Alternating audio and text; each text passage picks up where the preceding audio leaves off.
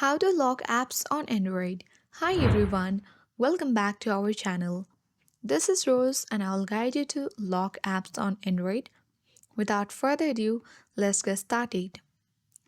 First of all, you need to navigate to settings. Scroll down and look for the option of privacy.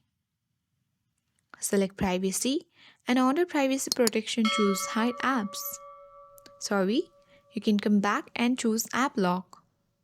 Here enter your privacy password.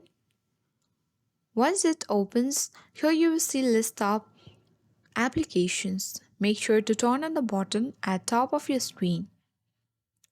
Now you need to look for the app which you want to lock. For example, music. Turn on the button. When you tap unlocked, here you can find music app has been locked. Whenever you launch music app, you will be required your privacy password or lock screen password. So that's all for today. I hope this guide was helpful.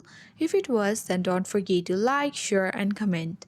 Thank you for watching and I'll see you in the next video.